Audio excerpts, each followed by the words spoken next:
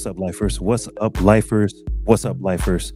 What's up, lifers? It's Dave Life. It's Dave Life. You're watching Dave Life After Dark, episode number 264. Dave Life After Dark, episode number 264. Imposter syndrome. Imposter syndrome. Look, man, you could have been anywhere in the world but you with us tonight, so I want to say thank you, and I really appreciate that, man, on this July 4th. Shout out to July 4th.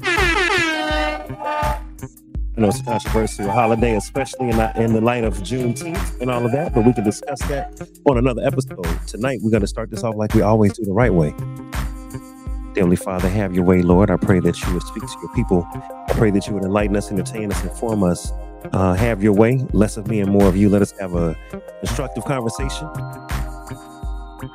By commission and some by omission, Lord. Be with us and keep us in Jesus' name. We give you all the praise, glory, and honor. Amen, amen, and amen. All right, I think y'all got that. Now look, right into it tonight.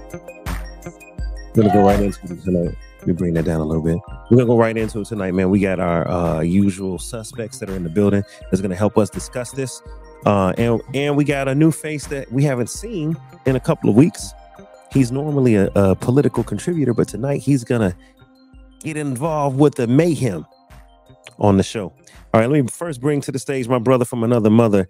He is the social conscience of the show.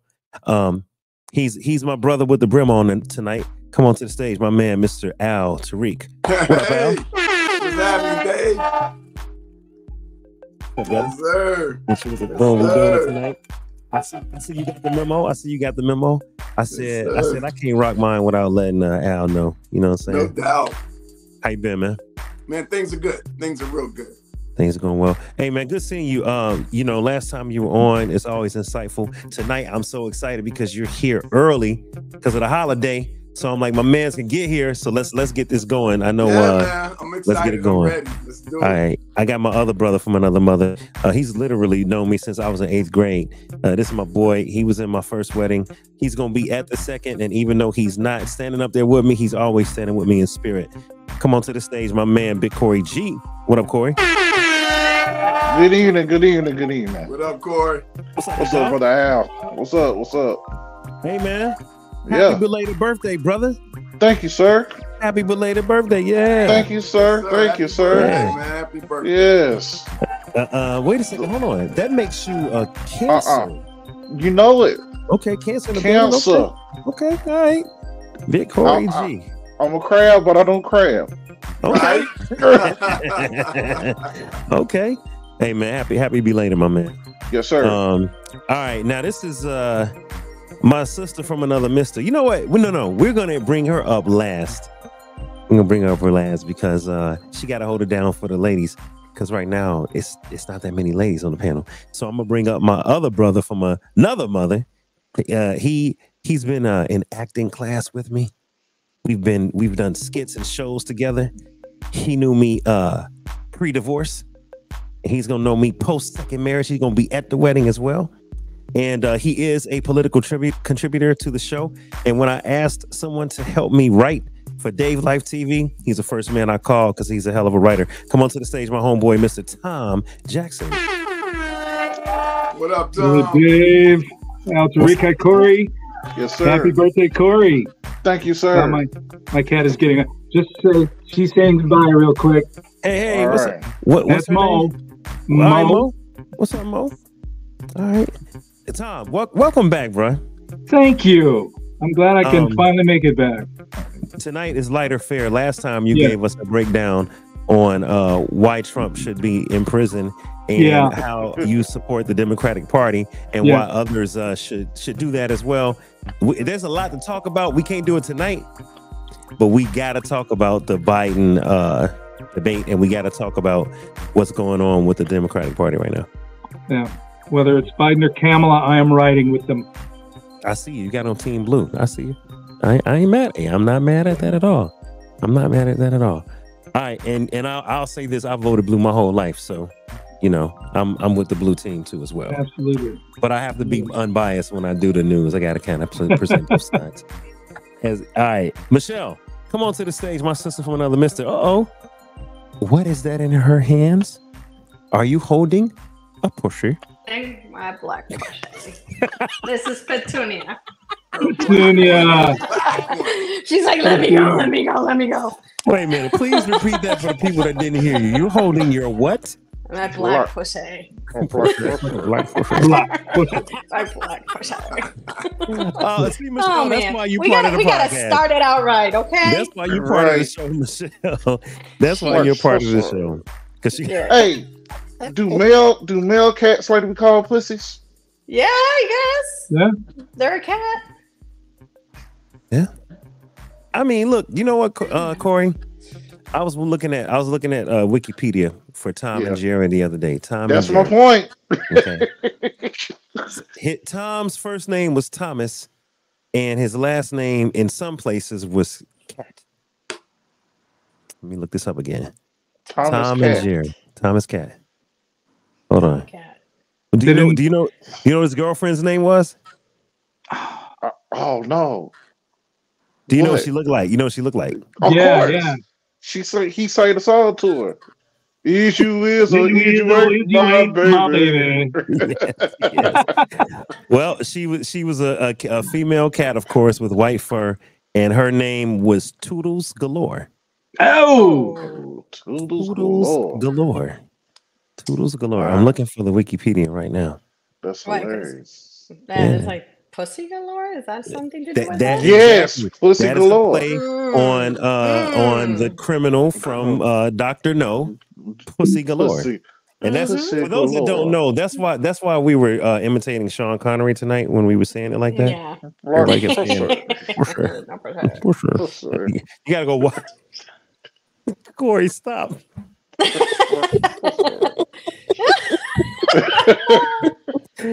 Corey, it sounds worse when you do it. You can get away with it because wait it was a minute. his birthday. Hold on. Did y'all see the show where we said, a one night stand can it turn into a relationship? And we were trying to define a one night stand. Oh Jesus! Corey was like, "Do you know their name?" Like, damn, Corey. Do you know their name, Corey? Anonymity. Hell no. Oh man, did you use her real name? That's hilarious, man. All right, y'all. Tonight, you guys, we're gonna discuss imposter syndrome. Imposter syndrome. Now, Michelle, before this is the topic that Michelle masterminded. Yes. And before we get into the synopsis and all of that, Michelle, I always like to start off with a clip. You know, I like to start off with some sort of clip that'll give us some context. And some clips explain exactly what it is. Some clips just kind of give you an idea. I'm going to play these two clips. All right. And then Michelle, you know what? No, before I even play the clip, Michelle, yeah. I do think someone should give us the definition of imposter, just the definition. So Michelle, do you want the formal definition, like the Wikipedia Google definition, or do you want my definition? Let me do the Wikipedia one, and then you can give me your perspective. It's all right. Like very like termy, like okay. Imposter. Do you want me to start now? Yes. Well, I'll give the real one. Let me give the real one. Hold up. That's the one I got. Oh, I thought you was gonna give me your opinion one. No, I can give you both. That's fine. All right, give me the real one. Go for it. All right. Imposter syndrome, also known as imposter phenomenon or impostorism. Did I say that right? Is a psychological experience of intellectual and professional infraudulence. It is the subjective experience of perceived self-doubt in one's abilities and accomplishments compared with others, despite evidence to suggest the contrary. That's what I got from Wikipedia. So do me a favor, repeat that again for those of us in the back, because I was looking up the dictionary one. Just repeat what you said, and I'm going to see if it aligns with what they say on dictionary. The whole thing? All right. Also known as imposter phenomenon or imposterism, is a psychological experience of intellectual and professional infraudulence. It is a subjective experience of perceived self-doubt in one's abilities and accomplishments compared with others, despite evidence to suggest the contrary. Okay, so they said infraudulence, which means truth. Mm-hmm. Okay, see, that's you can tell That was some professor stuff. That's like big words. Yeah, I'm like, okay. So the basic dictionary definition says imposter syndrome is the persistent inability to believe one's success is deserved or has been legitimately achieved as a result of one's own efforts or skills. Yes, come on. All right, so one more time. The persistent inability. So that's why it's a syndrome, because you can't shake it. You always feel like, I can't believe that I deserve this. I can't believe that I legitimately deserve to be here, or that my hard work got me here, or that my skill set got me here. And one of the examples says people suffering from imposter syndrome may be at increased risk of anxiety. And depression. So, Michelle. Yes, Corey, go ahead, bro. No, go ahead, Corey. Is it our perception of somebody else, or is it the perception of us? It's your own. It's like you feel like you're a fake despite of the achievements you have done. You still don't believe that you can do that. You doubt yourself. Yeah. Yeah. So you can't call somebody else and say, "Oh, that's a damn imposter syndrome right there," because they don't deserve to be there. I think that if you go to a psychologist, he might be able to diagnose that. But nobody else can be like, "Oh, you're an imposter. You have imposter syndrome." Like it's more in your head. It's kind of self-perceived. And the anxiety and fear comes from worrying that everyone around you, like who you work with, are going to realize it, and then they'll find out. Wow, right? He has no idea what he's doing. Exactly. Get out of here. Yeah. Exactly. Have y'all seen the crying Jordan meme? Right, they got the meme with Jordan's crying. Yes. All right, when I first started working out here in LA, there was a meme of Jordan sitting at a laptop computer, doing Excel, and he was crying. And it says when you lie to your hiring manager that you knew how to do pivot tables. Yep. And you got to do pivot tables. Like you act like you this big Excel guru, and now they're standing over your shoulder, and you're at work in tears. Like, I lie. I don't know what the hell I'm doing.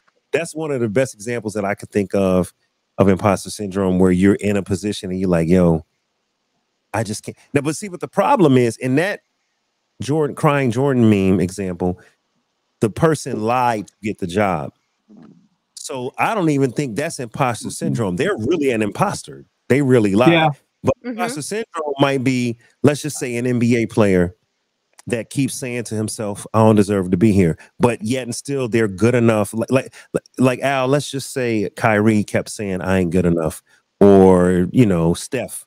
And it's like, no, clearly you are good enough. Clearly you've got the skills. But in their head, their self-doubt, they can't get past this idea that I don't deserve to be in this all-star game. I don't deserve to be. So is it that, or is it the overconfidence of them saying that I'm the best and I'm this and I'm that, and then scared or put in place to where they're not? I think based on this definition, it's the persistent inability to believe that your success is deserved. Okay. So I think it's lack of confidence, not I'm confident. You know what I'm saying? I think it's a lack of. Yeah, it's the opposite. So yeah. All right. So Michelle, you want to share any anecdote before I play one of these clips? Or should I play? I think I should play a clip. Go play and then we can talk and do therapy with therapy. Okay. Session. Okay. Cool. Because Michelle said, Dave, I got something to talk about tonight. I got some. Yeah. No. All right. So let's look at one of these clips. We'll pick the first one. Flying.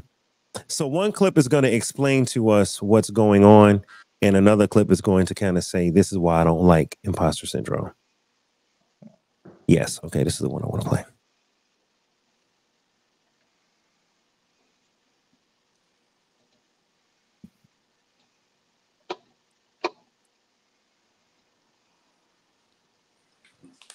When somebody has imposter syndrome, it usually means that their competence than their confidence. When you look at people who have imposter syndrome, they tend to do a better job with things. Because they doubt themselves so much, they double check things, they put more effort into things, they take things a lot more seriously. You're looking at having nerves and imposter syndrome in your job, thinking that is bad, but it might be the reason that you're so good at your job. So this guy tends to think that imposter syndrome. That's why I said a few of these clips have different takes. He tends to think if you have imposter syndrome and you feel like you're not good enough, it's gonna make you do better because you're always trying to improve yourself. Okay. No, You know? no. I think it's a psych out mechanism. Explain. So you said he feels that he's not good enough, but he really is.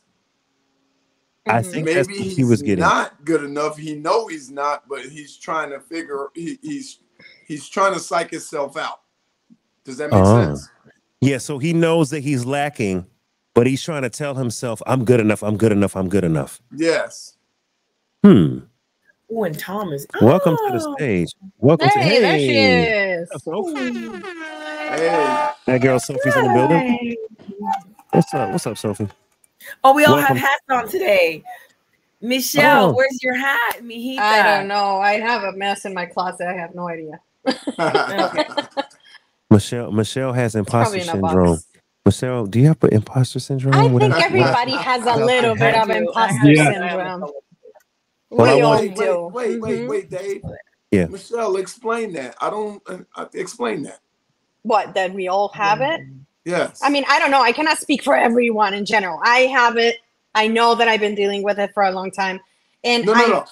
But I think that a lot of people have gone through it, whether they talk about it or not. I mean, I'm sure that you had maybe moments of self-doubt, which is pretty much what imposter syndrome is, that you doubt yourself and you know you doing the job. And maybe that's what this guy meant, that maybe you know that you're good enough, but you want to prove it, not only to yourself, but to the others outside of you, even though they don't read your mind and they don't know that you want to keep pushing and doing it. Yeah. Okay. I'll buy that for $1. Should I? I'm gonna play his audio one more time at the risk of the music getting clipped. But let's listen to what this guy says one more time. When somebody has imposter syndrome, it usually means that their competence is higher than their confidence. When you look at people who have imposter syndrome, So he's saying, in his perspective, their competence is higher than their confidence. Michelle, is that your perception of imposter syndrome or the opposite? My perception, I mean, should I just like give you an example of what I've been through or something? Yeah, go for it. You got the stage. Because, like, for example, I've been a bartender for 10 years. I had a bar. I owned a bar for 7 years. I've been putting myself through the ringer. Like, I've educated myself. I've had so many experiences and met so many people. And yet right now, my issue is that, let's say I'm going in to New Orleans in July for one of these cocktail conferences, events. And I tell Juan all the time, I'm like, am I worth it? Am I just faking it? What if people think that I'm not, what I think I am, or people doubt me and they say, hey, you're not there and you're not part of the industry anymore. You don't even have a bar and you don't practice. You're not working. So that's the fear in me. I was like, am I good enough? Can I prove that to people? Because I don't even have anything to show for it. And that's, yeah. So I keep working my ass off. And even though it's really hard, I haven't worked on my podcast in a while because I'm like, who the hell's going to hear it? They're going to think I'm a fake. They're going to think shit, like all of these thoughts invade my head. And it's really, really, sad. Okay. No, it's easy to both be discouraged by it and to be motivated by it. Yeah. To do better. And then also, I'm sorry, like my cat food is coming out. Living in a city, like, I don't want to say, I'm sorry, El Paso, but it didn't motivate me at all, because a lot of people have very low standards, and instead of helping you and motivate you and pushing you up, they're like, oh, no, she ain't worth it. No, who the fuck are you? Yeah. Well, I first heard the phrase when my mother used it about 15 years ago, talking about how she rose to the level of financial aid director at a university, and she didn't get her bachelor's degree until I think she was in her 50s. And she told us one night that she's always felt like they're going to find out she's a fraud. and they're going to kick her out. They're going to fire her from her job. And when she explained that, I said, I have had imposter syndrome at every job I've ever had. And it made me want to work harder and to actually get better. And when I started as a newspaper reporter, I really thought I was a fraud. You know, because you'd write stuff and then your editors would just rip the shit out of whatever you just wrote. And you'd go, I can't do this. Well, you learn how to do it from there. But in each step of the way, when I was an advertising copywriter, same thing. Even though people would buy it, they'd go with it. You know, our clients would say, hey, that's a great idea. And I think, well, there must be fucking idiots to like that because it's from me. And it has continued every step of the way to where I am now, which will likely be the last job I have before either retiring or kicking the bucket. And one thing I've noticed is from watching other people, I think everybody has it to some degree. Everyone I work with. Because you see their bits of insecurity. You can tell that, you know, the way they ask questions, they're trying to be eager to please. And again, this is a case where I think it's a motivational thing. Realizing, boy, I can't rest on any laurels here. I really got to kick ass to just stay at a level. When people think I'm doing well, that means I got to try harder. So Tom. Yeah, I got questions. So is it imposter syndrome, or is it just individuals? Well, I guess I just answered my own question. Is it that individuals they know that they have to work harder to stay up with the learning curve? I guess it gets to that point. You know, that I think is very much the case. Yeah, because I don't think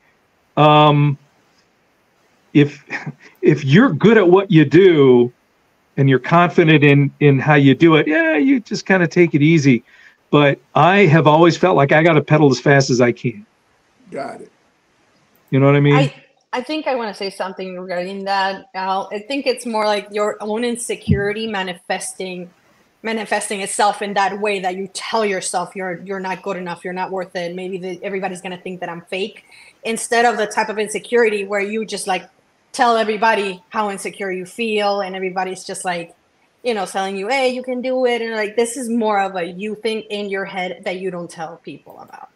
I got a question. So yeah. It's an insecurity.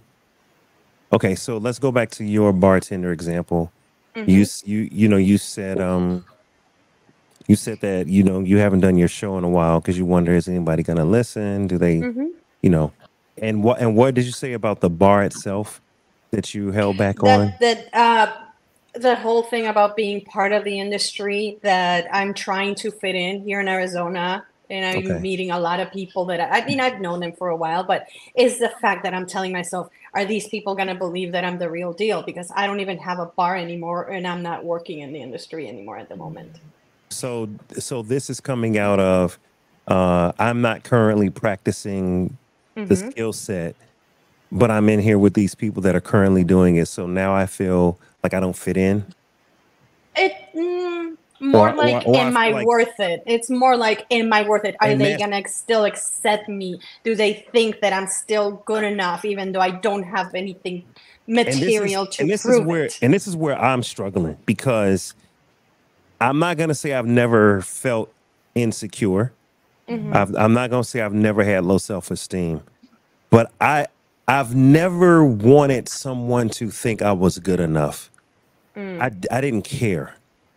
And I think maybe that could have been how I was raised. Yeah. Definitely.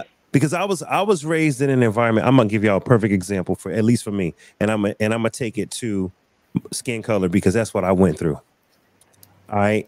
In the world out here, you guys, a lot of people have an issue with darkness, meaning like if you are black, sometimes white people and other people have an issue with you being black.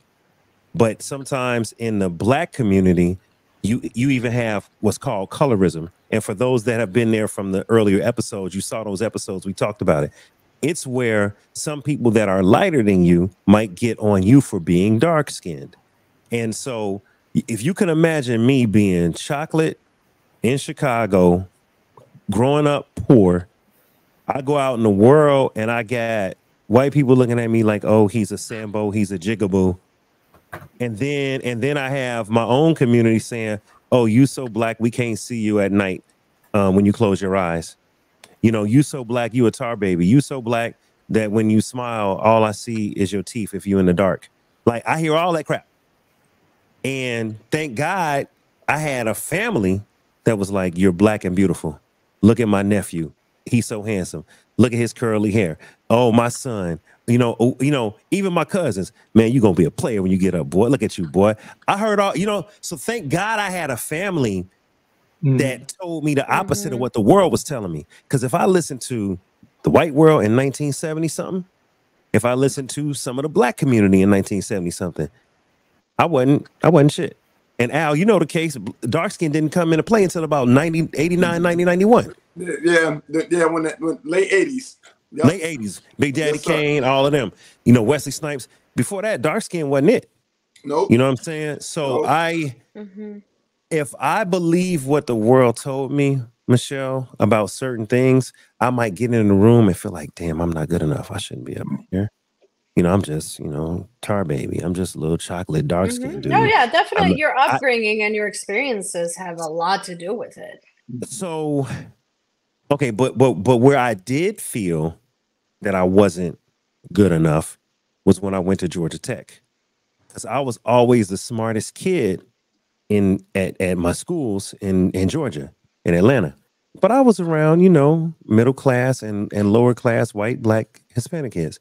Man, when I went to Georgia Tech, I was around Latinos from South America that studied, Indians from India that studied, Middle East, Asia, China, Japan, all over the damn world. These are people that I didn't normally go to class with. They barely spoke English and would run circles around me in terms of how sharp they were.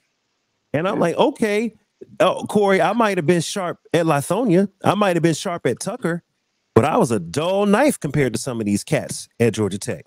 Now, what kept me was, I'm not going to let my GPA define me. I'm not going to let a number define me. I know that I can study. I know I can work hard. I know I can get to where they are. They might, Corey, they might have had a better work ethic than me in terms of how their grades got to a 4.0. But I'm like, I know I'm intelligent. I know I can hang. I just got to get access to the same information and apply myself. And, 5.5 years later, I graduated, because engineering is a 5-year thing. I graduated. But I remember that first year, I was like, yo, I don't know if I want to be here. Yeah. Now, I never said I wasn't good enough, Al. So that's where I'm struggling with feeling like an imposter. I never felt like I'm not good enough. I didn't apply my lack of skill or my lack of study habits to who I am as a person. I just said I was fucking off in high school. I was chasing girls. I was having fun. You know what I'm saying? I think it goes back to like what Michelle said. You had a great upbringing, and that helped you out. It wasn't that you were lacking. It was that your surroundings and your environment, you were on top of the game, because in that atmosphere. Okay. Not knowing and understanding that there's another atmosphere, that their training and their knowledge and their education is on a different level. A different level. Okay. Yeah. Because again, to switch it over from you to me, I've always, to this day, I've had a problem with test taking.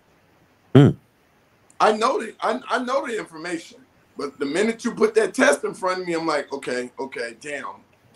I think I'm gonna fail it. I get nervous and pass it with flying colors after the fact. Yeah, you know what's funny? And that's something else that I did learn at school. If a person went to school, right, and they got used to taking, like college, like past high school, and they got used to taking long exams, because high school you got a test, it's in a 50-minute period. college, you might have a 2.5-hour final, and test taking becomes a skill. Like just taking a test. I'm gonna breathe. I'm gonna make sure I use the bathroom the night before. I'm gonna make sure I've studied. I've written stuff out. I even learned that I retain information better when I write out a study sheet because I'm reading it, writing it, and saying it. I retain it much better than me just reading it and trying to memorize it. I learned that, going through college. So, some people, Al, you're right. You get in front of a test, but it's the anxiety of just the idea of test taking. Well, and you start having sometimes negative thoughts. For me, it was what happens if I don't pass. Okay. I'm thinking of that because, like, different from you, I don't study until the last 72 hours.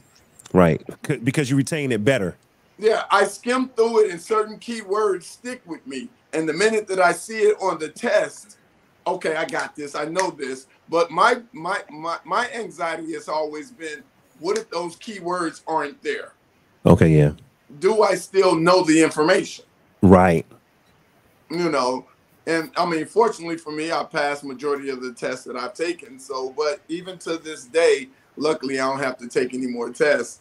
But so Michelle, is the imposter syndrome a function of a person's self-esteem and insecurity, or is it a function of their lack of knowledge?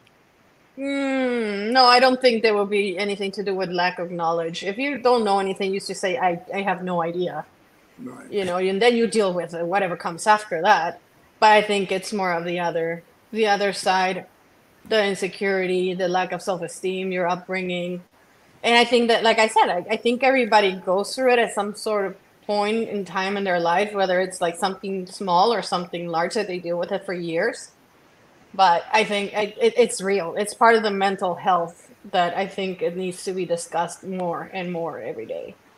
Do you? I'm on the opposite end of that spectrum, but we'll get into that later. Yeah. Hold on before we go there. Tom, you said your mom went through it. She did. And then you went through it. What was the basis of her? Can you repeat that just for me? What was the basis of her feeling like she was an imposter? Well, and again, I think that stems from her upbringing. She was the oldest of 10 kids in a very obviously big Catholic family. Father was an alcoholic. And basically, I know that a lot of families with alcoholic parents tend to have low self-esteem. Now, she didn't finish her bachelor's degree until she was well into adulthood. In fact, she got her bachelor's degree 2 years before me at the same university.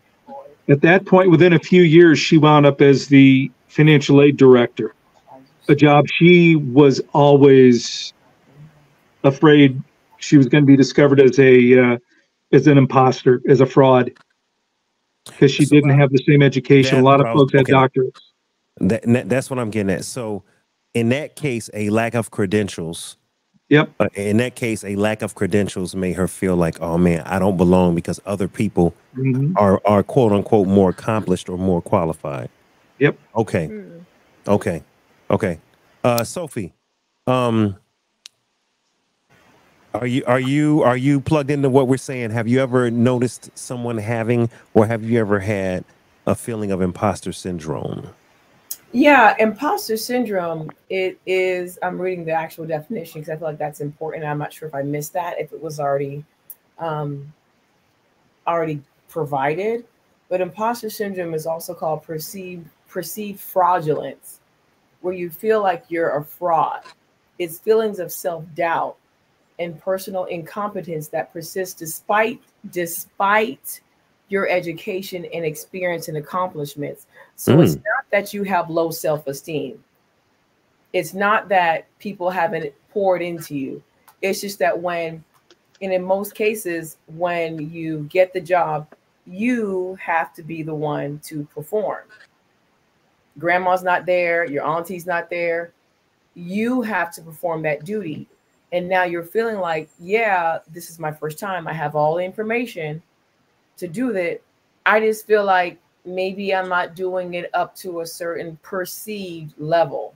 Maybe I'm thinking, because now you become a mind reader, that they're thinking that they know that I'm new and that I'm not doing it the right way. And when in reality, we're all feeling that way. So it has nothing to do with low self-esteem. It's just the perceived feeling of I'm a fraud. And somebody may call me out on it, and I'm not sure what I'm going to say. It's not even a bad thing. It's not a low self-esteem thing. It's just like someone's going to see something that I'm not really like 100% on. They may call me out on. It's just like a mental thing. Okay, so question for Michelle, Yeah. since you brought the topic. Michelle, where does that feeling come from? If what Sophie says is true, and I'm sure it is, right? In some cases, if you have a person who's skilled, who deserves to be there, who is credentialed, they earn it. But they're new on the job and they feel like, man, I'm not living up to whatever they think I need to be living up to. You, like Sophie said, you're reading their mind. Where does that come from? What causes that? I mean, I do think that I don't want to contradict you, Sophie, but I do think that it comes with this low self-esteem. Because if you don't think you're worth it, that comes from that feeling inside that you yourself are not valuing what you come up to be. Like, you're not giving yourself self-value, which is, yeah, in a way, self-acceptance, self-esteem, loving yourself enough. So is it self-esteem or self-confidence? Well, I mean, I think they are. Should we say that they go hand in hand in a way? I'm about to look it up. I'm about to look it up. Yeah, let's look it up. That's actually what I'm doing, because I feel I've always experienced imposter syndrome, because maybe the audience, they can be like, but I'm 45 years old. I'm about to be 46 years old. When I'm there as a benefits manager, people are not expecting for me to be 45 years old. They're thinking, oh, she's young. But when I start talking, they realize, oh, okay, yeah. But it's still kind of like, well, she's probably just here because she's cute. So it's sometimes, and they're not saying this, but I can kind of tell in little things. So I feel like I may have to try a little bit harder. I feel like you're confident. Just from a little bit of time that I've met you, I feel like you're confident, you're competent. I feel like you can make me a good drink, but it's still something that's going on in your head. So it's the perceived, because maybe you're trying something new, and I don't know why I'm bothered by thinking that it's insecurity. I have to maybe like. Well, I think I know. I think I know why, right? Because insecurity sounds like something's wrong with the person that's going through with it. Yeah. But I caught that after I said it, right? Because when Al was like, "Is it self-confidence, or is it self-esteem?" It could be this, and I do want to deal with the self-confidence and self-esteem. I got those two definitions, but it could be this, y'all. It could be something like anxiety, meaning it is just an attack that comes from something, whether it's mental, emotional, stress related, or whether you want to call it something spiritual. But it's something that you didn't ask for that comes upon you. For instance, a panic attack. Panic attacks can hit you out of nowhere. You don't have to have a rhyme or reason. It don't have to be claustrophobia, arachnophobia. It don't have to be nothing. If you have generalized anxiety, you could be walking down the street happy and have a feeling of gloom and doom and be like, damn. And now you're really struggling with it. And I remember, man, I didn't believe that stuff was real until I developed claustrophobia as a result of the divorce. I never had claustrophobia until I remembered I got stuck in a dryer as a kid, and I was stuck in it for 5 seconds, but it scared the shit out of me. And I finally was able to get out. But for that 5 seconds, I couldn't breathe and I couldn't move. And the more I struggled, I never had claustrophobia after that a day in my life until I was over the age of 35 going through a divorce. And it came out of nowhere. And all of a sudden I had some panic attacks that began to come out of nowhere that I had to truly work through. So I do think that imposter syndrome, if it's a type of condition, could be a type of panic or a type of something that comes from nowhere. Sophie, okay. Go ahead. The reason why I'm saying no is because we hear the word syndrome, we're thinking like it's like a mental condition. With imposter syndrome, although it is not, I don't believe it's a mental health condition, and I'm actually reading something here, and it says, but the imposter syndrome is better described as a phenomena because unlike mental health conditions like depression and anxiety, it isn't pervasive across all parts of your life. Oh. So that's what makes it different. I am a good wife. I am a good cook. I am a good mother, father. But in this situation, solely is when I feel like a little bit of angst. You feel like you're getting out of your lane. Yes. And yeah, because I'm kind of like that as well. Michelle, you'd said earlier that you don't know whether you should be making any more podcasts of your own because is it worth it? Are people going to watch it? I go through the same thing. I have I have both a bachelor's and a master's degree in fiction writing. I don't write fiction anymore because I feel it's not worth it. I don't want to put forth that kind of effort for something that people aren't going to care about. I do know people. The question is, you don't do it because you don't feel that anybody's going to have an interest, or somebody expressed it already and say like, oh, you suck at writing this. I had that. Yes. I actually had one of my ex-friends tell me that. And well, you're just a bad writer. I'm done. And I don't do it anymore. Now, but see, and that's what really sucked is now I know people who they don't care if it sucks or not. They write because it helps them. And my baseball, the trainer who got me back in a baseball playing shape after I had my spine fused, he played professional baseball, played unaffiliated, independent baseball, good pitcher, played until his early 30s. Not a big guy. My height, he could throw 94 miles an hour. Now, eventually, because he wasn't a giant and he wasn't a lefty, he got released, didn't get to pitch anymore, and he started writing. And it's because he writes for himself. He doesn't do it for any kind of audience. He doesn't really care what the audience says, but I think that's what makes him such a great writer. He embraces his way of saying things. His own voice is very strong. Because I think someone mentioned, if you don't care, it helps.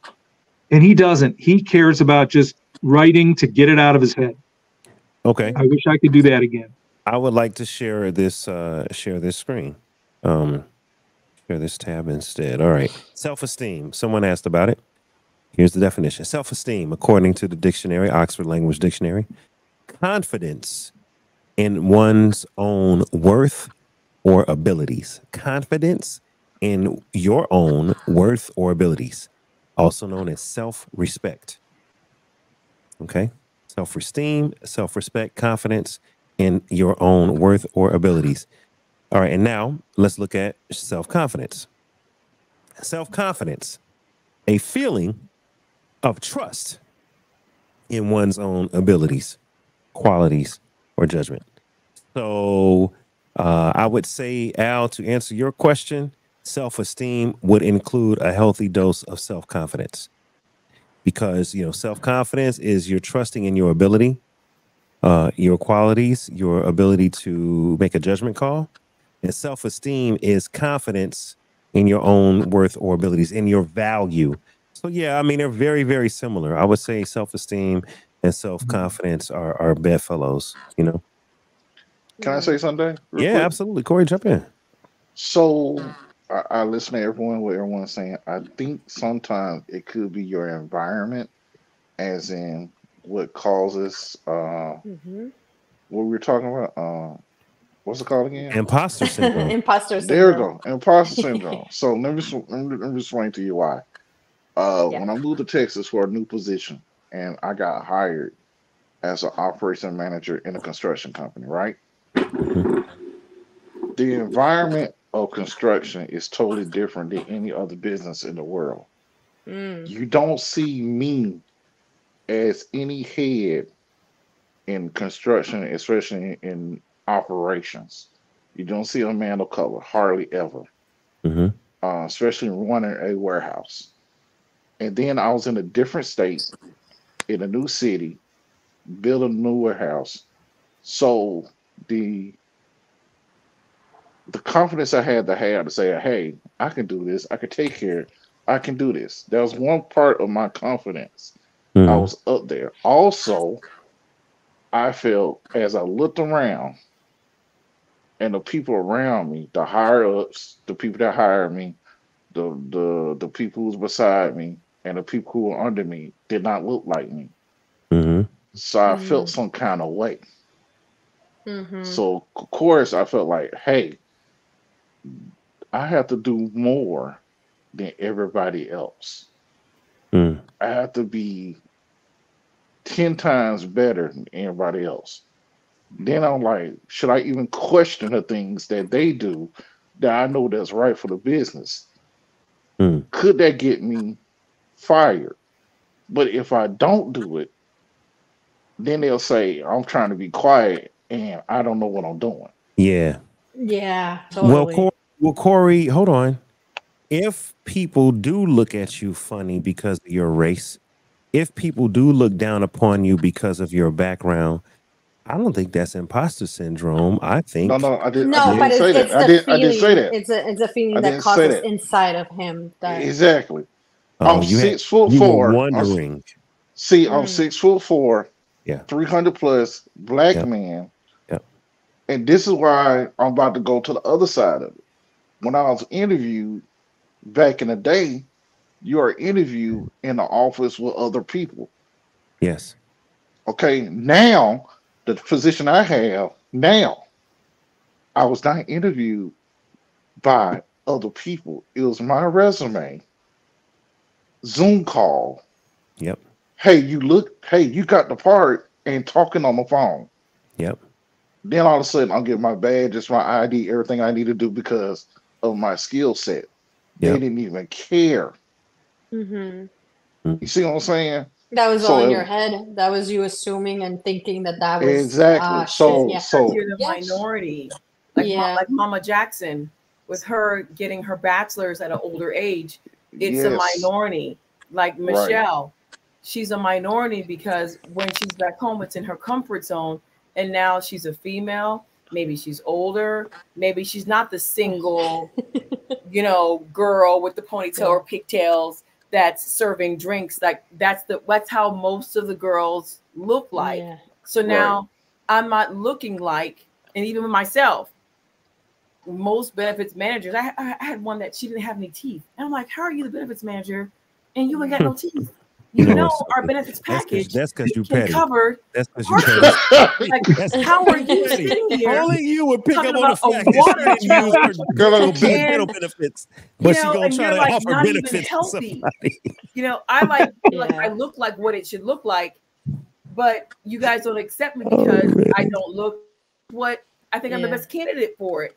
But then you look at me like, oh, she's young. Oh, she thinks she's cute. And it's not only that I'm thinking that they're thinking that, it is little small microaggressions that in that situation, I feel insecure.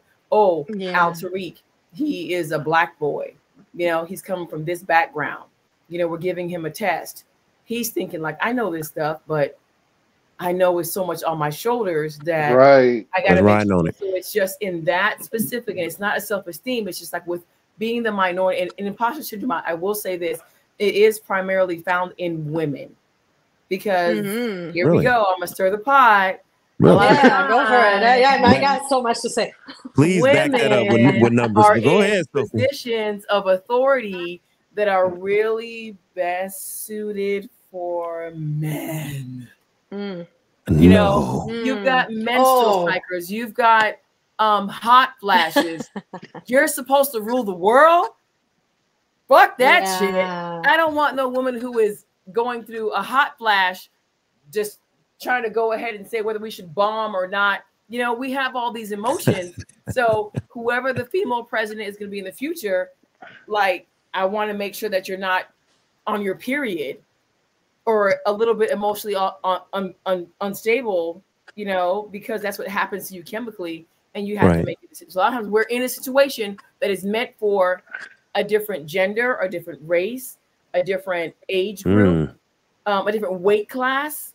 And we're like, oh, Okay, so hold on now. Yeah. So if women experience it more, now I just looked it up as well, Sophie, and I do agree with you. I'm reading here. It says this is actually on LinkedIn on an article. It says women tend to suffer from the imposter syndrome more than men. This is because women face more obstacles and biases, societal expectations, and discrimination as compared to men. Women are often not given equal opportunities in the workplace, and this can lead to feelings of self-doubt and inadequacy. Okay, I agree. The glass ceiling. The glass ceiling. And think about this, Tom, since you and we talk about politics and race a lot. Can you imagine the glass ceiling that was on somebody that looked like me in 1965 versus someone that looked like you in 1965? Well, let's take it 19 years prior, 1955. Yep. You know, so I, in 1955, might feel like I'm not going to get a fair shake. But the truth is, I wasn't getting a fair shake, right? Because of the way society was. So a female may say, man, I'm not getting a fair shake because I'm a woman. And that could be some truth. And that could be some truth. There is some truth, but also one thing that's missing is also upbringing. Because as we're being raised as young men, as boys turning into young men, we are raised with the idea of we can do it all. You are a man. Yes. Men supposed to do X, Y, and Z. No questions asked, no exceptions. Go forth, conquer. There it is. But women aren't taught that resilience because they're not expected to. Exactly. I get you. Now, of course, we have parents in today's world that do raise their women to be strong and independent, right? And here's the problem. So back in the day, we raised boys to be strong, fearless, independent, aggressive, defensive, anything you want to relate to masculinity, boys.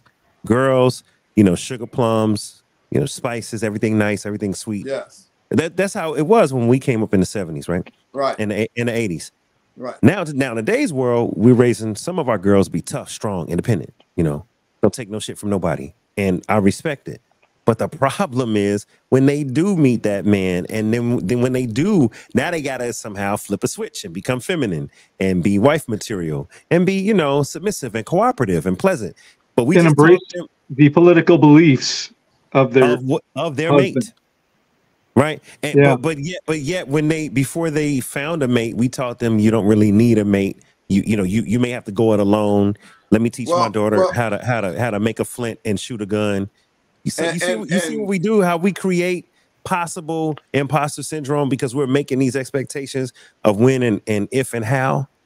Well, no, you're not making it. You just you just hit the nail on the head.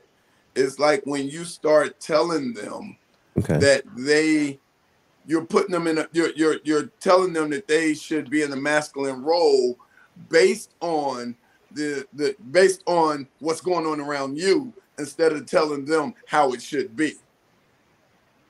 Say that part one more time. Okay, so you as a father to a daughter, you're not only are you teaching your daughter to be feminine, you're also teaching her how to be masculine because of all of your friends and all of the things you've experienced in life, how men are doing such dastardly things. So you want to make sure that your daughter doesn't get caught up into that. So you instill the masculinity in her that you should not be instilling in her. Yeah, that's a whole nother podcast because should you or should you not? Because real quick, if society is going to treat her like a man and come at her like a man, and she needs to be able to defend herself if I'm not around, shouldn't I teach her? Don't answer. Just let me finish it. Shouldn't I teach her to prepare her for that kind of attack? But at the same time, I and her mom have to somehow teach her to be feminine so that when that good man comes along, that wants a wife, that wants a family, that is a protector, she knows how to turn it off and not be the aggressor, but she can, be the receiver and say, you know what, I got a good one. I could trust this one. The rest of them jokers, I can't. So shouldn't I teach her that? Or am I creating something, by teaching her both sides? And I don't know the answer, Al. I'm just saying this is the dilemma. And neither do I, but I think the dilemma. Are or now when you say teach, are we teaching her that, or we're trying to educate her on to be aware? Great point. That's why I said it's a whole podcast. So we should probably cover that. Teaching our daughters, making our daughters aware. How we want to couch it, Sophie. That should be an episode. It can be. But I guess where I'll admit I kind of lost you guys on the daughter situation. And that's okay, because I can minute is being male. Let y'all do that. But I want to. No. Hold on. Before you go, I think there's a point there. I think there is a point there, but I'm not sure. Let me try to bring it home. Let me try to bring it home. Let me try to bring it home.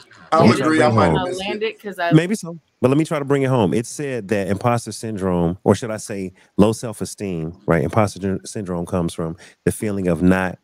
Let me just read it. Let me not guess. Let me just read it. It's just not feeling good enough and trying to read everybody else's minds outside of you, thinking that they don't think you're good enough. Yes. No, here it is. Here it is. I'm sorry, Sophie. Here it is. Okay, so you can read it, and then I really want to. I don't want to forget it, but I'll let you. I know. That's tough too, because I don't want to forget either. All right. Women tend to suffer from imposter syndrome more than men. This is because women face more obstacles and biases and societal expectations. And my question to Al, and what we just talked about, the whole going around the block, was, do we create this more obstacles, more biases, and more expectations because we're teaching her on 1 minute be hard, on the next minute be soft, 1 minute be a man, 1 minute be a woman? Are we teaching her or putting her into these biases by trying to ask her to do two things? Okay, so we're not. Sophie's yes. I'm like no. Okay, yeah. Okay. Because in the imposter syndrome, it has nothing to do with that. Maya Angelou, Barack Obama, the creator of Apple, they all have said that they've experienced imposter syndrome. Imposter syndrome is actually you are capable. You are. You set a goal and you reached it, and now you've attained it, and now you are. It's a paradox that you're here and you're still even adjusting to it. It's not low self-esteem. It's actually, when you experience imposter syndrome, it's actually really a good thing. You have to just, and once you go through that imposter syndrome, then comes you reminding yourself who the F you are, reminding yourself that you studied, reminding yourself from whence you've come, and then you can go. So imposter syndrome is not a bad thing. It's actually several people, they'll say, Oprah, all of them, Tyler Perry, that they've experienced, like, I feel like I'm not supposed to be here. I'm just like total into a shock. And then it helps you to just recalibrate and then just go on. It shouldn't linger for a long time. It's a feeling, it has its moment, and then it passes. It's not low self-esteem. If we're thinking it's low self-esteem, we're really going to mess some people up. It's not low self-esteem. You got the job. Yes. You know, I got it. Mix I got drinks. you. Yeah. I don't know because okay. I got it. I got it like, perfectly. You're sitting there at the test. Corey, don't forget it. Well, okay, make it brief because Michelle was next, but go ahead, make it brief. Go ahead, Corey, make it brief. I'm sorry. So I get what Sophie's saying. I get what Michelle's saying. It's like I was in 7th grade and 8th grade. I used to play don't laugh. I used to play the cello. I remember. So when I played the cello at those grades, I didn't think I was good enough, but I practiced. I didn't think I was good enough. Then my teachers told me, "Hey, you're up for the state to be in the cello in a state orchestra." I'm like, "What? Are you serious?" I didn't think I was good enough, but I did it anyway. To have that doubt in me, but still have the confidence in me to go and do it. Why didn't you think you were good enough, though? Why didn't you think you were good enough? 2 things. I came from a small town when I was living in Albany, and to see a black boy playing a cello at 7th or 8th grade in 1980 something was not something that you see all the time. It's usually something that you see, the white people do, or somebody that in the upper echelon. Cello orchestra is not something most black kids do at that time. They used to be in the band, but not in the orchestra. Did you fear that they were going to laugh at you or talk about you? Yeah, because I played football, and I played basketball, I played baseball. Then I got a cello on my hand, of course. Okay. All So right. you had that feeling of not self doubt. Yeah, self doubt. Okay. Michelle, go ahead. I'm basing it off of my experience. Obviously, we all have different experiences, but in my case, I think it comes from being an only child, divorced parents, always, you know, a working mom that didn't really have that time to raise me in that way of giving me that confidence and that self-esteem. And then having to deal with, now that I do the bartending thing, having to deal with living in a place where if you didn't have anything to show, like, okay, yeah, I was the bar owner, but everybody thought I was a bitch. It's like, oh yeah, that bitch that owns the bar. You know, my employees it was really hard to retain employees at a certain time and have standards and have them respect that. And then, oh yeah, she owns a Black Orchid Lounge, but oh, she doesn't win any awards or any won any competitions and things like that. And I think it's a collection of experiences too that doesn't allow you to feel better about yourself, and then you start doubting because it's not easy. Okay. You know, I don't know if that makes any sense at all. Yeah, no, I'm hearing a it's diaspora tough. of experiences. Yeah, and it's not. I want to say yeah because I'm a woman and I had a lot of experiences as well. And it's just like just because I'm a woman, you know, people don't think that I'm good enough. Like the bar owner, everybody would go to Juan and be like, "Oh yeah, we want to sell you this spirit and that tequila and everything." And he would be like, "Oh, that's her. She's a boss." Yeah. And they would avoid me because they knew I was gonna say no or you know I was gonna be picky. And it's just kind of like sexist as well. So I think all of those experiences do not help, and I think they have a lot to do when you're sitting there and maybe, you know, I'm friends with a lot of the people that are very recognized in the industry, and I still doubt myself, and I'm like, what am I doing here? All of these people outside didn't even give me that recognition. Am I really deserving of this? Okay, I like to play this lady's take on it. That was a long one. Yeah, this is another person's take on it. Let's see what she says. So we're gonna have to stop using the term imposter syndrome. It's fucking annoying, it's attention seeking, and it's practically redundant. Yep, I'm an insensitive cow. So we're gonna have to stop using the term imposter syndrome. It's fucking annoying, it's attention seeking, and it's practically redundant. Yep, I'm an insensitive cow. But I'll humor you for a second. Let's get into the diagnostics of the affliction that affects the imposter. It consists of self-doubt of intellect, skills, or accomplishments amongst high-achieving individuals. So basically, it's a high-achiever problem, exclusively. And there's really a disconnect for me. You say that you're that girl in every other area of your life, but when it comes to your career, your employment, that job, no, I'm an imposter. Make it make sense. Let's get inflammatory for a second. Have you ever had a man call themselves an imposter? No. Uh-oh, did I lose her? I really can't hear her. That it's not. It's really low. I apologize. Okay. I don't know why the video is so low. I had the volume turned up. Okay. Yeah, she trying to be Naomi Campbell. It ain't working. She's an imposter. Oh no. Her take was negative. Her take was imposter syndrome is a joke. You know, have you ever seen a man have imposter syndrome? No. She was kind of speaking down on it. Hey, before you move on, let me ask Michelle a question. Michelle, when you stated that people would go to Juan instead of you, do those people know that Juan is with you? Yes. And maybe it's not that they think less of you. Maybe it's a respect thing to speak to him, not you. No, because they knew that I was a boss and they wanted to skip me. Okay, great clarification. I was just wondering. Yeah. I was just wondering. Yeah. And it's a machismo that we confront as women as well.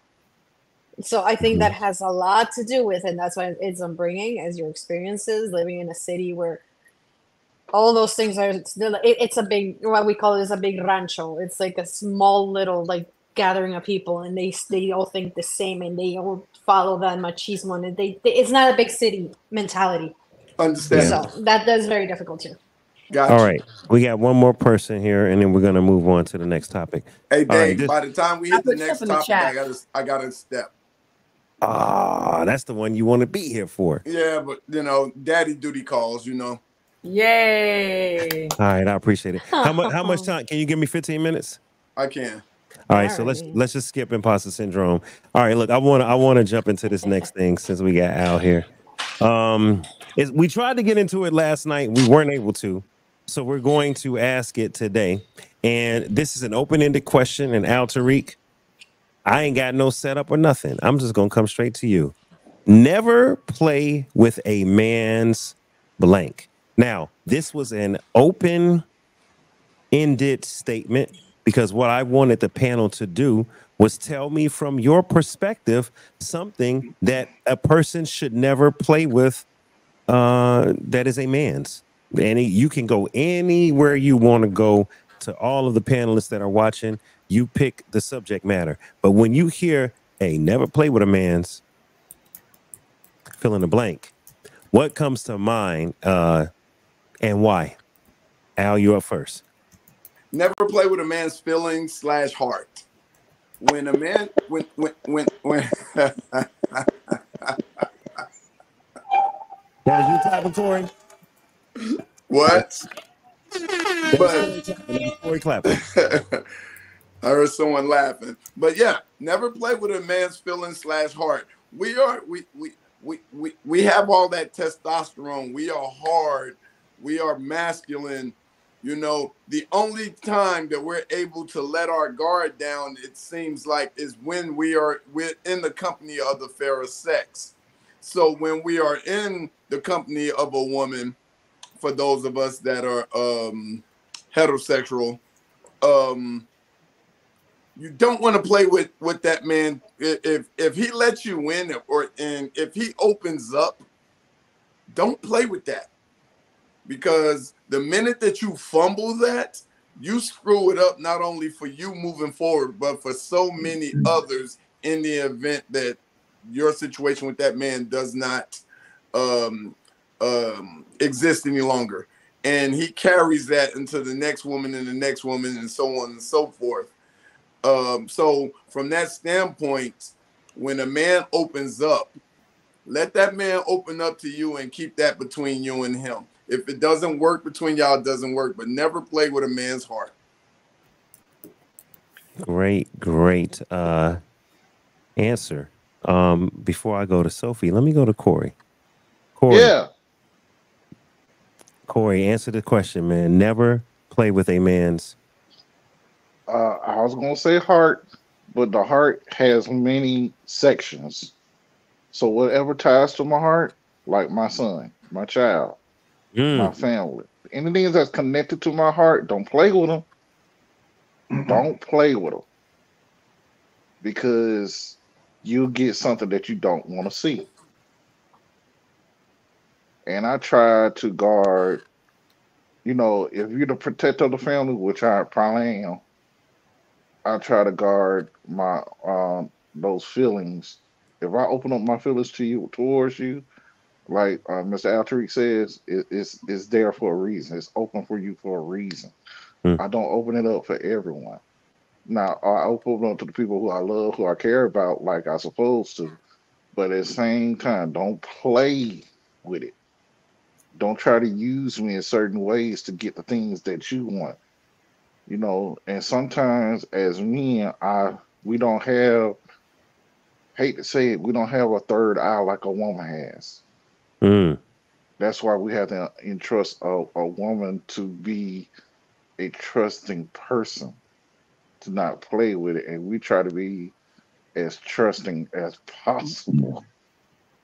I keep saying as trusting as possible because there's layers to it. Sometimes we have been hurt, and you might be, especially if you're in your 40s and 50s, you might be the third person that man has ever loved. Period. And that's also something that engages into don't play with me, because I've already been through 2 or 3, and now I'm open up to the third, and I hope this year my last. Yeah. And that's all. That's basically it. Okay. All right. I got 2 answers for you. You got it. Okay. Number 1, don't Don't hold on. mess Hold on. with Let me get you on camera. All right, Tom. Never play with a man's hat. For one, Yes. Yes. you don't mess with a hat. Look at this. I mean, I started losing my hair. I started losing my hair right as I hit puberty. It was like 1976, and I've worn a lot of hats through the years. You don't mess with it. Don't pull it off. I don't want anyone to see my dome. But seriously, never fuck with a man's livelihood. Ooh. If you're doing stuff, if you're throwing somebody under, if you're throwing me under the bus, just because you are ambitious but too lazy to work for it, and I've dealt with people like that, I'm going to confront you. You are risking taking dinner off the plates of my family. And I don't put up with that. Now, this is something that as I have gotten past imposter syndrome at certain points in various jobs, that is where I have found you do confront. You realize when, okay, we're going to go talk to our supervisor and we're going to deal with this. We're going to indicate why what you're doing is wrong. Now, one time I did this, I thought, okay, that's it. I'm fucked. I'm going to get fired anyway because they like this other person better. It wound up I got hired in another job at the same company because of how I dealt with that situation. So, yes, speak up. Okay. Don't let anyone fuck with your livelihood. And that's not just a man's. That's that you don't let people. Yeah. You don't let people sabotage you. Hey, I noticed. I'll tell you this much. You better not fuck with Tom Jackson's livelihood because he didn't do no explicatives in 3-4 episodes until now. So you know he's serious. Drop the F-bomb. He said, don't fuck with a man's life. And that's true. Okay. Let's keep going around the clock. I'm saving the best for last. So Michelle. I'm gonna go with Sophie last. Michelle, hold on, Al. Do you have to go? I know you said you have to go in a little bit. Hit your mute for me, Al. I got 10 more minutes. I'm clock watching. All right. So I want to get to Al's reactions to what the ladies say. So Michelle, answer this for me. Never play with a man's aspirations. This chick right here, she's always making a manarita. She stirs the pot. She's got a shaker. I have a margarita. She's shaking, not stirred. You are gonna stir the pot, Michelle. That's what she does. Listen, Sophie, you should have saw the way she entered. Hold on, Sophie. Imagine that this bag is a black cat, right? I said, everybody, we're gonna bring my sister from another mister to the stage. Her name is Michelle. I said, Michelle, you got something in your hand? What you got? Michelle said, my black pussy.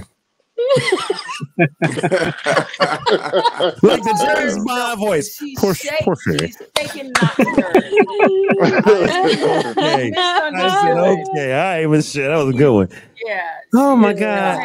All right, for the people, we're gonna try to get a clean take. I'm not cutting none of this though. All right, Michelle. No, don't cut it. No, Michelle, keep it. Just do you. I'm gonna try it again.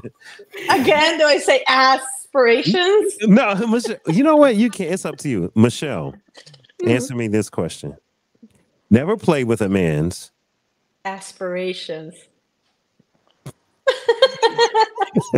gotta do it again, Michelle. Right. Aspirations. It has on fire. Okay. I know, but I can't repeat it. It's not genuine anymore. I might as well just explain why. The ponytail is ponying. The smiles, the dimples is dimpling. Like, you gotta get that. Yes. Aspiration. You should never play with a man's aspirations. All right, so tell us why. Explain. I think that if you have a man in your life that is confident enough and doesn't really have that imposter syndrome and says, I want to change jobs because mine sucks and I'm going to try to look for I don't know, so and so is calling me and I want to move on in life and I aspire to be the best of the best in my job, hell yeah, you need to support that. Especially if he's providing for you, especially if he has your back when you need him. You know, I mean, it also depends. You know, if the guy is like, oh no, I'm gonna sell everything and move to, I don't know, be a carny and something, is like, okay, dude, come on. But yeah, I think that you have to be that support system for your man, especially if he has good aspirations in life, especially if you're gonna benefit out of it. It's the smile for me. Like, shake that shit up, and it's kind of like, yeah, I did nothing. You know, I'm just being so adorable. Oh, it's my turn. Why am I solo? Because I was talking and I was on mute by accident. Okay. Oh. I'm gonna try it again. I got imposter syndrome. Oh, right. You're scared of being solo. Okay. Sophie, never play with a man's. I've got 10. And I'll pick like 2. Because Dave asked me to like do some, like bring some points. So I have his emotions, his heart, his trust, his pride, his livelihood, his reputation, his family, his friends, his money, and his dreams. If I had to pick 2 that were not already mentioned, I would say his pride. A man's pride is tied to his self-esteem and his dignity. So undermining it can lead to feelings of inadequacy and like lack of faith in others. So I feel like when you deal with the man's pride, you know, don't mess with that. Like when you're having a disagreement, you don't want to hit below the belt. We already talked about his dreams, but in his money, I would even say his friends. You know, I know they have like bro code, but from a woman's standpoint, when you start stirring the pot, like with his friends, friends are a man's source of companionship, support. So playing with these relationships, like maybe flirting with them or being inappropriate or just kind of like trying to loosen up knots that he's already tied, can cause just distress for him. Because if we're kind of like, oh, a man can't have female friends, when he has built male friendships and you come in there and you start trying to, you know, disentangle those things, it can really, because for me, the point of it is you don't want the man, because I feel like a man is like a hidden dragon, crouching tiger. You don't want him to just come out and just give you everything he's got, when a man, I feel like, is always trying to keep it chill. I'm not going to cuss you the fuck out because, you know, I have bills to pay. But if you cross me, I will rock your shit. So you don't want to cross these 10 things that I mentioned, because he's trying to maintain and keep it together, you know, hence why he may be sitting in the car before he comes into the house, because he has to decompress these things. He has to meditate on it. He's got to scroll through Instagram or maybe talk to a friend or answer some emails so that he does not have that explosion. So messing with his trust, his heart, you don't want to dismantle a person. And I always tell my children, you know, when somebody has a dream, like, let them have it. You may not agree with it, you may not like it, but let somebody have it, because, you know, leading to messing with someone's dreams and aspirations can lead to like a lifelong lack of aspirations and fulfillment in life. Yeah. Great answer. You quoted a bunch of them, but the 2 that you said that stuck out were, give me the 2 that you said you would highlight. Oh, I said emotions, their heart, their trust, their pride, their livelihood, heart and trust. Okay. Heart and trust. So I heard heart, I heard trust, I heard livelihood, I heard aspirations, which I consider dreams. Al, you said don't play with their what? Al. Is it family? You said don't play with their what? He said heart. Heart. His emotions, his heart. And Corey, you said don't play with their what? the heart, but it's the other parts of the heart. The things Family. they care about, like They you care said, about, like my yes. son, my family. Yes, yes. You know what we didn't say? Man, you know what I can't stand it when someone plays. It's two things. One, don't play with my name. Reputation. Ooh, I yes. said that. Do not play with my She said reputation. reputation, yeah. Yeah, my name, my reputation, you know, who I am, because that's my integrity as a man. And the other thing is, like you said, Sophie, don't play with my patience. You know, sometimes people think, you know, they take kindness for weakness. Oh, he's a nice guy. Like Al, when is it worth it? The whole joke, right? When is it worth it? So Al and I have told this running joke before. I'm always telling him, Al, is it worth it? Al, is it worth it? Al, it's not worth it. It's not worth it. He'd be like, Dave, when is it worth it? And so there was this one time I got into a religious argument with a friend of ours in the crew. And we had all been drinking, but, you know, he kind of came at my faith and was like, anybody believe in that? You sad, you weak. You know, and I said, hey, man, you know, my mom taught me this. My grandmother was in the church 40 years and taught me this. Then your mom weak and your grandma weak. And that's when I was done. Now it was worth it. I accidentally knocked over a bottle of vodka, but it broke, which looked like I slapped it over in anger. Everybody's like, "Oh, Dave," and this nigga here, and I gotta say that he fucking laughed at me. Excuse my language, Michelle. He laughed at me and thought it was the funniest thing ever. And he was like, "Dave, I got a question. I got a question.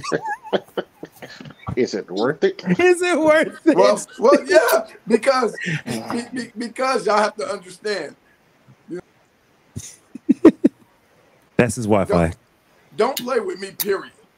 Right. And I will get into arguments with people and be like, yo, watch out, Dave. Yo, I'm about to knock this fool out. Or blah, blah, blah. Dave be like, yo, don't do it. Don't do it.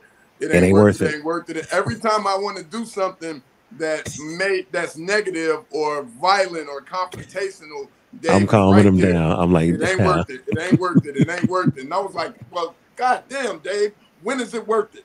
Right. So when I lose mine, I'm about to blow up. He comes up with this situation and he's pushed over the top. Right. And so for me, this is the only chance I get some get back. I thought that shit was hilarious. He was crying, laughing. He was like, Dave. I'm like, Al, get off me. He like, Dave. He hugging me. He like, Dave. I'm like, get off me. I just got a question. I said, shut up. I know what you about to don't ask me this shit, man. I'm mad. He was like, no, Dave, I got it. Is it worth it? I said, and he was right. It wasn't worth it. It was a friendship. It wasn't worth, you know, getting into no argument over because people got different beliefs and they're drunk. You know what I'm saying? And we're drunk. You know, it was worth it and it wasn't worth it. It was worth it to stand your ground. Yeah. Yeah, but not to go too far. And at any rate, you know, he talked to me the next day. He's like, man, I was wrong. My bad, Dave. Regardless of what I believe or don't believe, I shouldn't attack your family. Like that's not fair. And, hey, don't play with a man's mama. Yeah. You start talking about my mama, we got a serious problem. Right. You start talking about my wife and my daughter, we got a serious problem. So we could continue. I know Al has to check out. But before you check out, does anyone have anything else they want to share about don't play with a man's this or that? I'm looking to see if I got a meme, Michelle, before we go. Go ahead, y'all. I mean, initially, like my first thought was kind of like, is it penis? Like I really didn't. Oh yeah, I thought dirty too. I think you might find men who'd be okay with you messing with it. That's what you want to mess with. I was gonna say, don't mess with a man's asterisk. Yeah. Right. All right. Yeah. Not without permission. Exactly. There you go.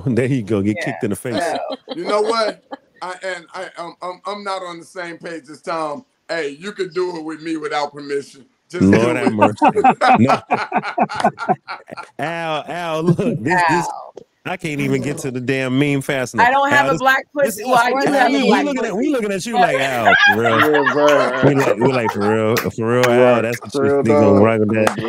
I started to say I'm not like Michelle with the black pussy, but I was like, wait, I do have a black you can rewatch it. You can watch that later.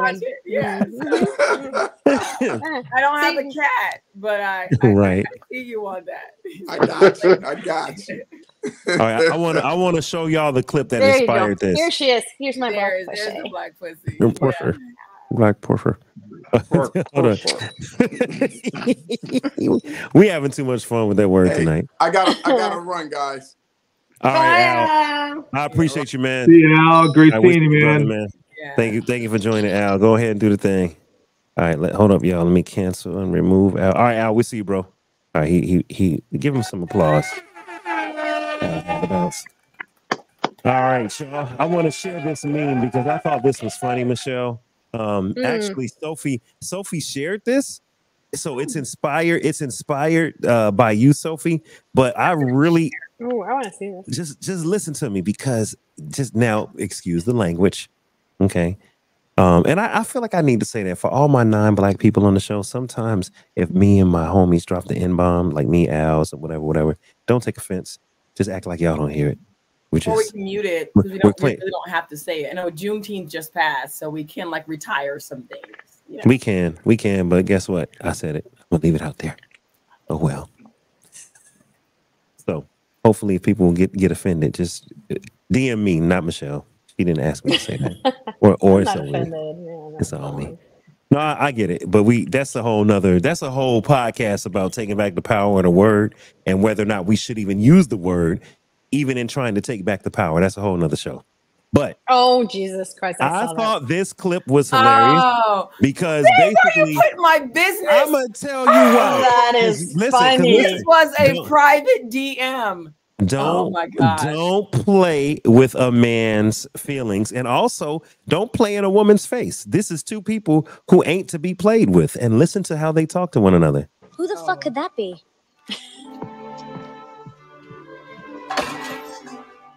What does his weird ass want now? What's up, Gaston? How did you get into my yard? I climbed the fence, of course. You don't check your DM? I hit you up on Instagram last night.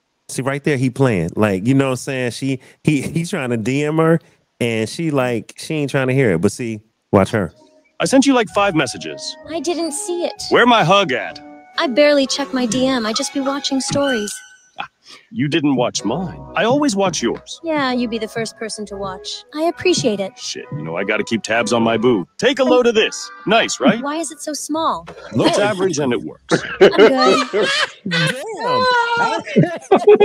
No, he showed his Johnson. Oh my. You always fronting on me, Belle. Imagine that. How about I take you out to Applebee's? Let me think. You bitch. Just say yes. So she wasn't to be played with. So, okay, he's like, you ain't answering my DMs. Don't play with my feelings. And she like, don't insult my intelligence with that little, that ain't no gun. What is that? Who the fuck could that be? Yeah. What does his weird ass want now? What's up, Gaston? How did you get into my yard? I climbed the fence, of course. You don't check your DM? I hit you up on Instagram last night. I sent you like 5 messages. I didn't see it. Where my hug at? I barely check my DM. I just be watching stories. You didn't watch mine. I always watch yours. Yeah, you be the first person to watch. I appreciate it. Shit, I gotta keep tabs on my boo. Take a load of this. Nice, right? Why is it so small? It's average and it works. I'm good. Oh my. You always fronting on me, Belle. It's average and it works. How about I take you out to Applebee's? Let me think. You bitch. Just say yes. In average, it works, and apparently it stinks too. Right, yeah. And the book had soil on it. That little book had soil on it, so ain't no telling what he had, going on. So in that instance, here you have a man who is pursuing, and you have a woman who's clearly not interested, but at the same time, she's still, let him in. Is he really polite, even though she's thinking to herself, "What the fuck." Yeah, I mean, but then too, you say, is he really pursuing Corey? Yeah, because I had never, when I say never, I had never D on anyone that I didn't know. Hmm. Hmm. Never. Never in life. Never in life. Serves no purpose. I don't know you. Hmm. Have you received the DM from someone you didn't know? When you got that beard, so don't play with it. You got the beard. You know, it's pretty thick and above average long. So you post that picture. Do you get people wanting to place the black kitty on the black beard? I mean, like what? What are you on the receiving side of a DM? Sophie. Corey, speaking to the mic, can't hear you. Oh, okay, I'm speaking to the mic. No, I have not. I got friend requests,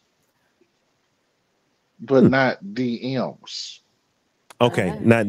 I mean, you know, but a friend request is basically one step short of a DM. You can't really DM people on Facebook. On Instagram, you can. If they're not their friend. So they're trying. You know what I'm saying? They're okay, yeah, they're trying, but there it's we like go. I'm not. There's no conversation that's never been had between me and somebody. I would agree because look, I'm not gonna lie. Probably back in 2009, maybe 2010, I probably did send some DMs when Facebook was new. You know, I probably was like, "Oh, hi, how you doing? I love your pics." Oh, I've let me done that before. rephrase that. I'm sorry. Let me rephrase that. Y'all, this is Facebook. Black Planet. Woo!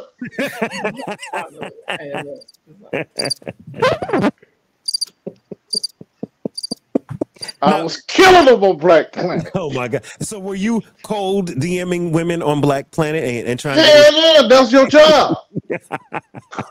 I see what you're saying, Corey. Okay, so you were Gaston. So I have a question. No. I didn't go that far. Well, look, hold on, y'all. Tom, I know you've been married years and all of that. When a man is pursuing, he has to take a shot. He has to say, "Hey, how you doing? My name is Dave.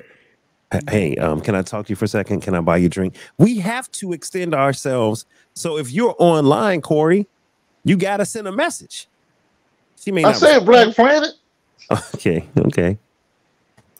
But I don't really do it. Why does Black Planet sound like a porn site to me? That's not porn? That was back in the day, but back in the day, you know, you had MySpace, then you had Black Planet. I don't know none of these sites. You know what? Come on, you didn't have a MySpace page? MySpace, yeah, I didn't have a MySpace page. That was around the time when I just had excommunicated myself from worldly. Oh yeah, that's right. Yeah, I had about 5 years. I wasn't doing nothing.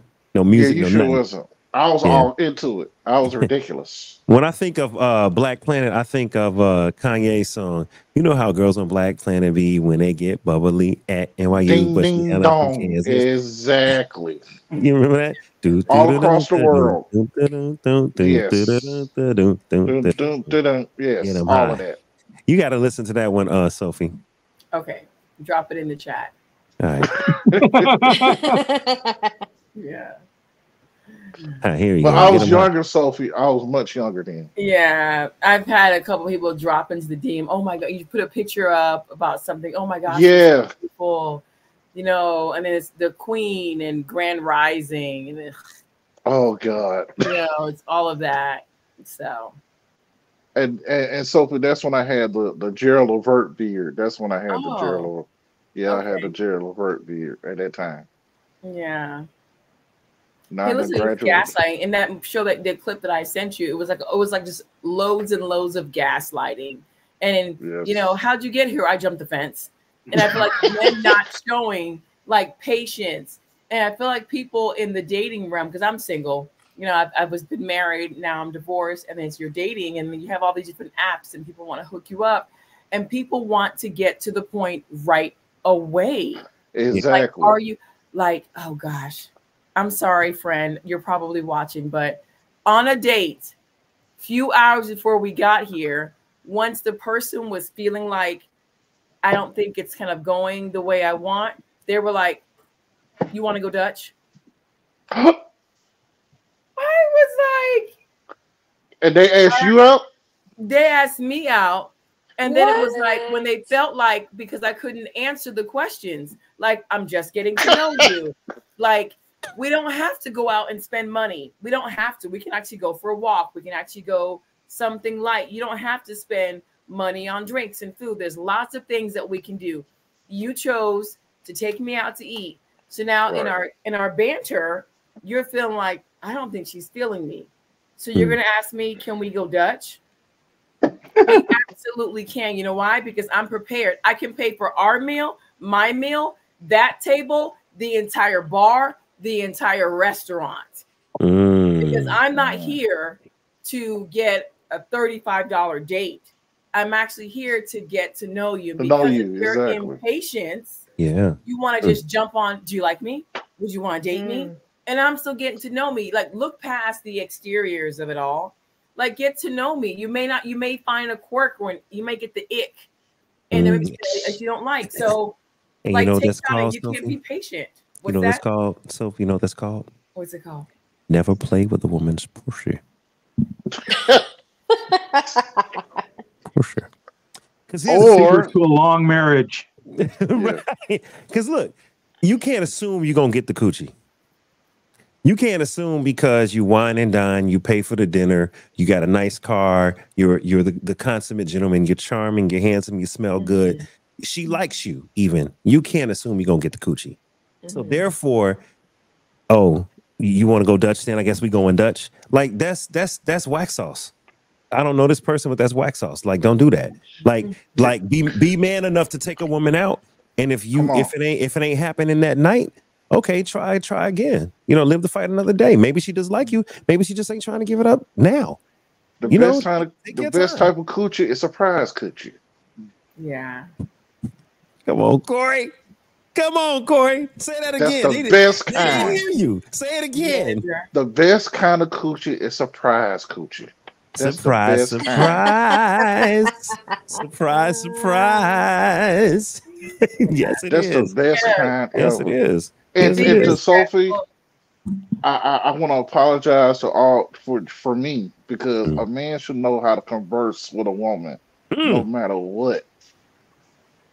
If you can't have a solid conversation, that's a problem. And I think that the internet and the way we are in today's time, people don't know how to converse anymore. Have a good conversation about anything and not get rattled. Just know how to talk to somebody on a regular basis. You know, we used to have, back in the day, I was in, what's that called? The debutante and masters, and know how to open hold the door and pull out a chair, have a conversation. I know how to set a table up. All of that stuff. They don't even have that no more. They don't. Yeah. Yeah, they used to have Toastmasters, which taught you how to speak. Yes. Taught you I love Toastmasters. Yeah. Things like that. So yeah, you're right. That's a great point, Corey. The best kind of coochie is surprise coochie. That means it sure is. You ain't working. You've done something right. Yeah, you don't expect it. It's just she just say, you know what? Come here. And I'm sure even in a marriage, I'm sure for those who are married, you know, 47 years, all coochie is surprise coochie. Oh, no! I think one would agree with you, Tom. Please repeat that. Say that again. Say that again, Tom. After 37 years of marriage, all coochie is surprise coochie. Oh my God. Oh my God. I don't know whether to be happy or sad. I don't know. There are other things to look forward to. That is the topic, though. Like, why does it like begin to dwindle? You know, what happens there? Even though I was divorced and in our marriage, because I didn't know. Maybe Michelle, you can help me with this. Yeah, I didn't know that you're supposed to, or there's a thing with women that you withhold it. Wait a minute. Wait. He doesn't do what you want him to do, you withhold it. Wait. No one told me about this. I didn't know that. I didn't. I don't. Huh? Are you saying that women have told you you're supposed to? I was in a couple groups with women and couples, and they were like, "Oh, when he doesn't do this, he knows he's not getting any." And I'm like, wait a second. because I still do it, even when I'm mad. Like you've heard of the Greek play this whole time. The Greek play Lysistrata.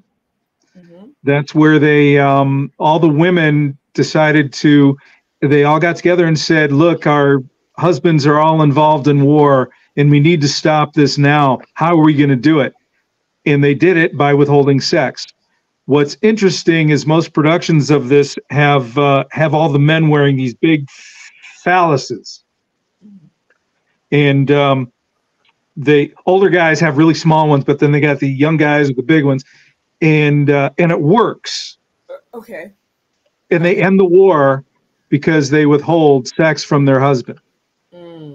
I'd like to say, ain't that from the movie? Ain't that from the movie?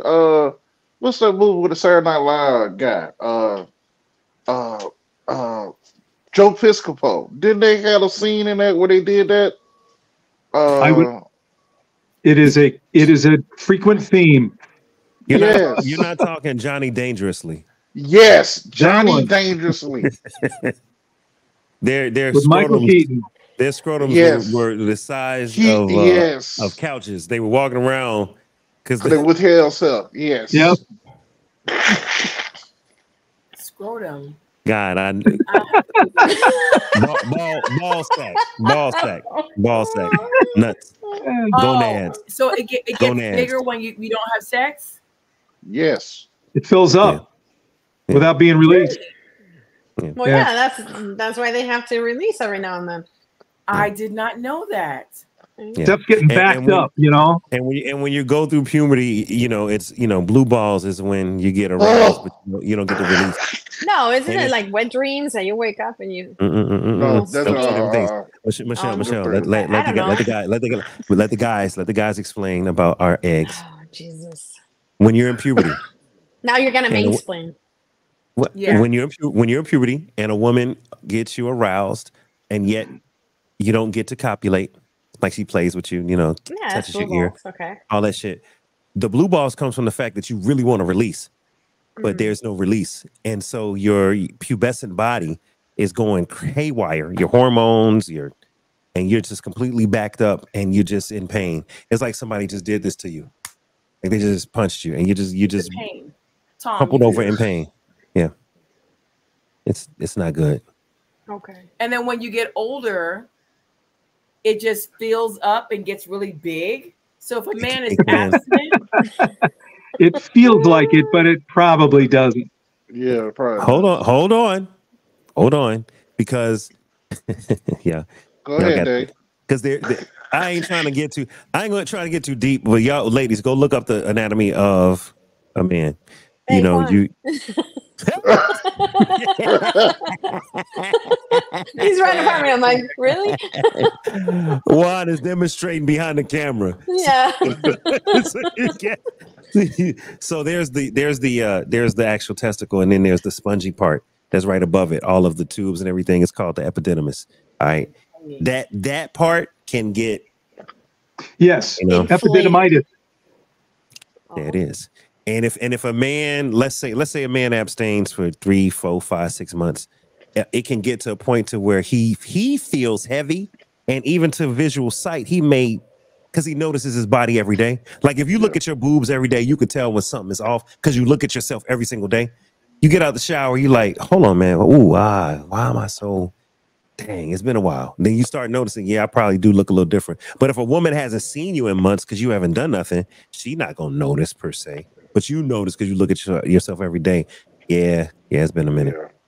You know what I mean? And then what happens, Michelle, especially in puberty, if you ain't done nothing in weeks or months, you can have a wet dream. Your body can decide to just And you're not even trying. You're asleep. Oh, Corey, hold on, Corey. I'm so embarrassed to say this. Do you remember Miss Pinson? Yeah, go ahead. Do you remember Miss Pinson? Hear me out. I was in 10th grade when you'd have been 11th. She taught literature. Do you remember Miss Pinson? Is that her name? That was her name. Are you sure? I'm positive. She dead now. I don't know. That was 40 years ago. Here's the point. Just so what? Here's the point. I was an adolescent teen.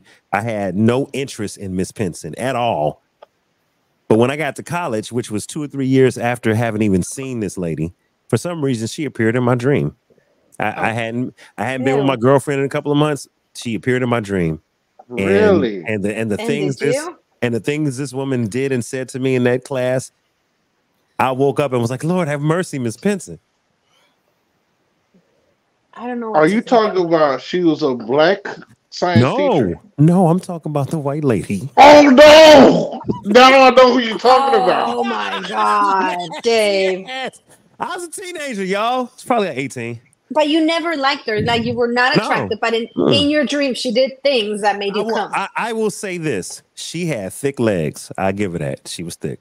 I don't know how did we come she here. kind of looked like Imposter Susan syndrome, and all of a sudden it's just. She kind of like Susan Sarandon, right? Yes.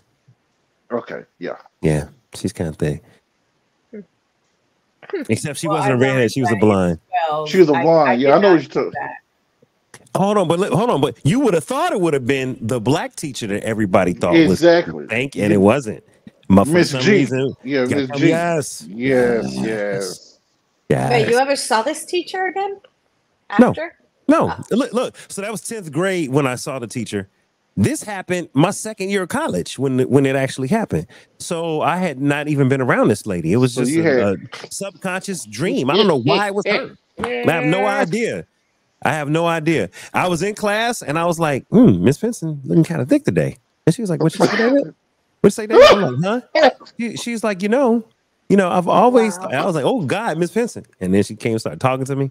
Lord Jesus. Have you been curious about researching, like typing your name on Facebook or Instagram or anything? She's like 85 now. No, not at all. Not interested, Nursing Michelle. home. Not interested, Michelle.